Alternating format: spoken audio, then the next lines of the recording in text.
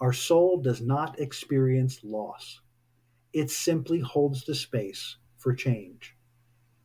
That's all it does. It doesn't judge. It doesn't it doesn't have an opinion in that form.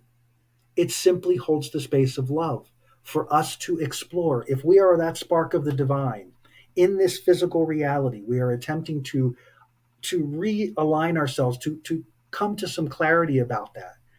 But we become mired into the human experience so intensely that we forget who we are.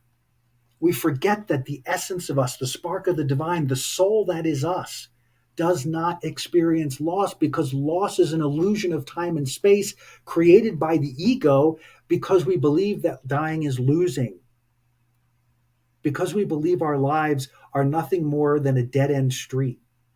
That's crazy talk from my perspective. So consider that. The soul has none of that. The ego has all of that, right? The ego, the consciousness that is born of this physical body, what we would probably call our personality in some form or another. That part of us that's attached to the human environment knows that it's terminal, knows that its existence is terminal. So it is building through us this contrived universe of experience that says death is the bad end result of being human. So do what you can to be a good person, because the God that's up there is looking down and judging you, but we don't know how he's judging you except by maybe these 10 commandment things. But it's never really clear, because he's judging you continually about who you are and what you are. And in the end, he is going to assess whether you're going to heaven or going to hell. Again, all ego, all man's version of things we don't understand. And I'm not saying that my answers here are the be all end all. Please, I'm simply, that's why I said everything here. I want you to consider it. Consider it as an option, because what I want to do here is I want to lighten up this experience. I want us to experience this in a much different way. I want us to experience it as change, plain and simple, change, without all the negative connotation, so that we have the ability to step into these major changes in a much more aligned and stable way. Yeah, I'm not saying that when you have a relationship and a deep relationship with a person, and that person transitions and is no longer in your day-to-day life, that there isn't going to be feelings about that. Of course there are. This is not about not having feelings, but it's about recognizing what you're feeling. Is what you're feeling based in fear or based in love?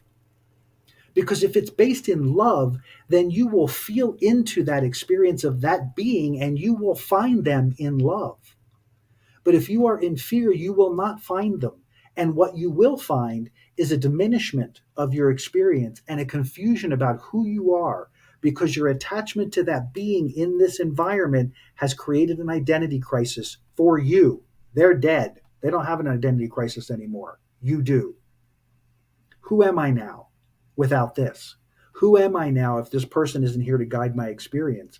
Well, who you are has to evolve. And so that transitioning being is giving you the gift of the ability to learn more about you all by yourself, without the attachment and the crutch of some other being that's propping up either your worthiness or your ability to believe in yourself or who you are or your love. Now, those can be positive or negative experiences, trust me. But the trick is, if that transition takes place in your world, that's a call to you to step into a new view of you, to step into a greater version of you that incorporates their love, that incorporates their support, that incorporates the things that you believe they provided through your attachment to that, them, it, or that.